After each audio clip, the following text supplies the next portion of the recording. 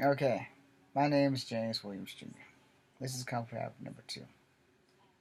So apparently, there's a thing going around on Top Buzz and some other stuff about comedian Paul Mooney, who was supposedly raping Richard Pryor Jr. And I'm like confused as hell.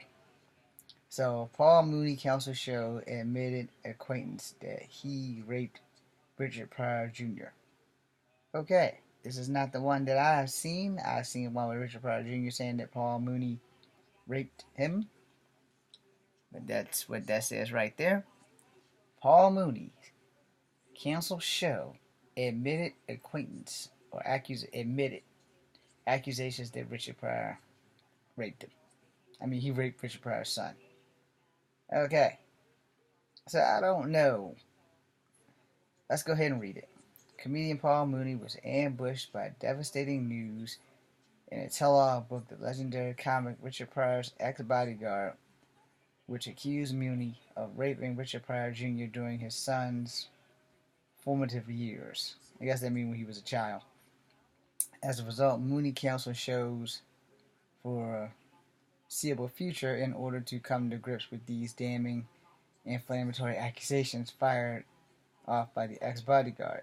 It is also included the passage that the godfather of modern comedy, Richard Pryor, allegedly put out an incentive bounty for Mooney's head after learning that Mooney allegedly sexually assaulted his namesake. According to TMZ, Mooney blacked out of the scheduled hosting gig at the Comedy Theater in Atlanta when this besqueak sign on the door.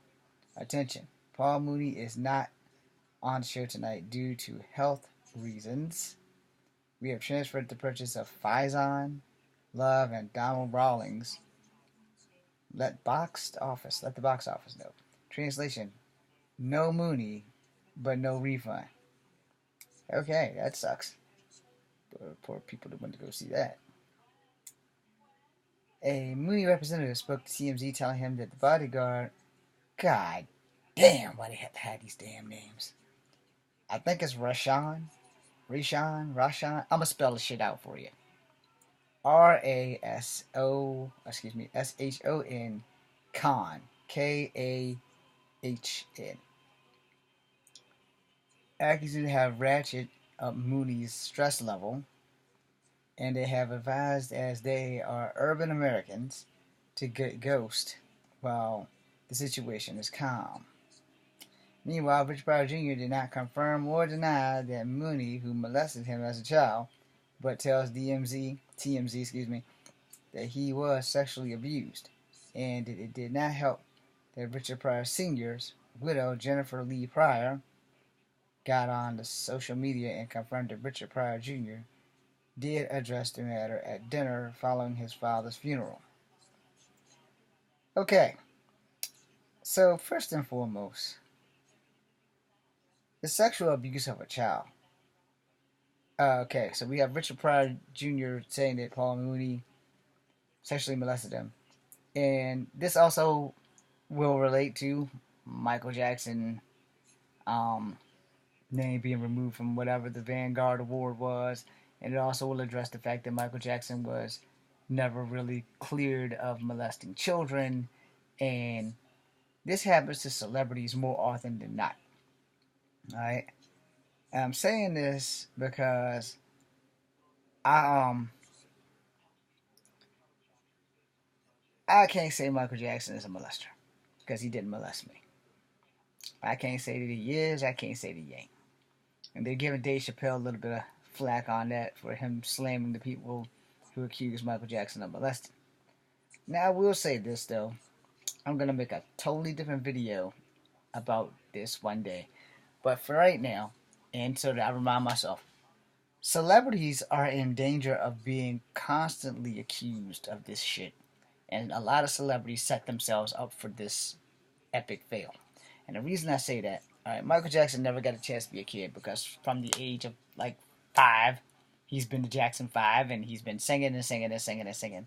And he never really got the chance to live a normal life, so to speak, like you and I. The difference is, when he got older, he tried to reinvent his childhood because now he had a fuck ton of money and he could do that. All right. Now here's my thing. I still got all my childhood toys, but I do not invite children to my house because I don't have a house. But I do not invite, and if I ever got a house of my own, I would never invite somebody's kids to my house, especially if I'm a celebrity and I don't have kids of my own. That just sounds like a fucking bad make.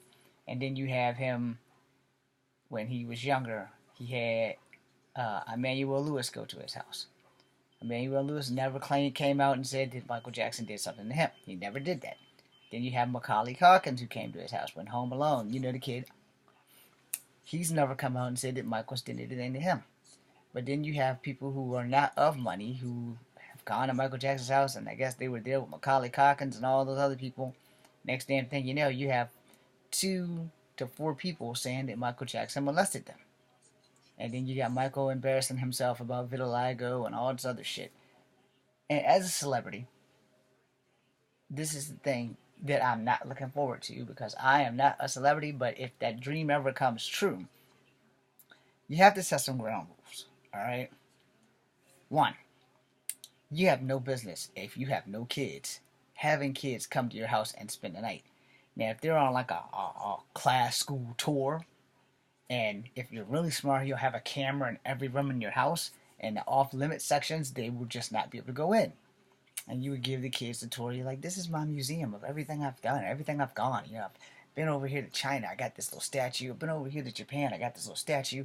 I've been over here to the Great Buddha Kawakuta, and I got the statue.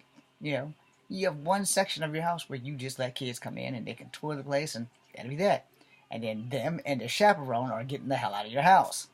Michael didn't do that, and that's how Michael got into this fix to begin with, because he opened up his house and his heart. And sometimes your heart can be the downside of everything good and really frack you out of your life.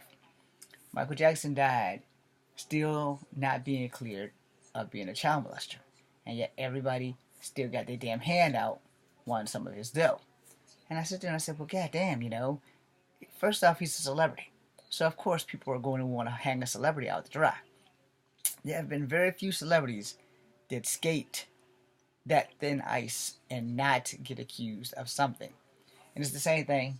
I know y'all probably don't remember. I remember Halle Berry, I love you. But I remember Halle Berry had a car accident. And she gave the people the insurance and everything was supposedly covered until they found out that she was the Halle Berry. So then they tried to take her to court and try to get her for like millions of dollars. And I was like, she was already going to pay. She had insurance. Why in the hell would y'all... Oh, now we know who she is. She's Halle Berry. She's Storm. She's Catwoman. She's all these people. And we're going to take her for every bit of money we can get. You see where I'm going with that? So celebrities aren't always in danger. When Ric Flair got to fighting with the people on the street, you know. Ric Flair, oh, he's got money. He's styling and profiling. And we're going to profile him right to the bank. And try to take him for everything. This is what happens with celebrity life. So when my celebrity status takes off, believe me, I'm not trying to be a dick about it. I will sign autographs. I will take pictures. But I am not letting you come to my house. And if I'm married to a famous person and we're both famous, it's the same concept. And I will tell her, no, we're not inviting anybody to our house. If we have kids, the kids can invite the people to the house.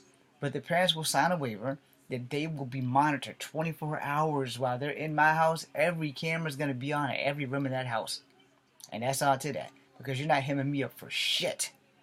It won't be on no damn loop. It would be like constantly live streaming. It'd be just like being on Big Brother. Like, nah, if your kids are going to be at my house, then you need to sign this waiver that your kids are going to be live streamed so the world to see it everywhere. I say, because they're not coming in my room. They're not coming in my house if I can help it. But if they have to come in my house, they're not coming in my room. I will go sleep in the guest room or the guest house or something. But they're not accusing me of shit. And this is what you have to live with when you become a celebrity. I'm James Williams Jr. This is Comfort Havoc number 2, BCMU.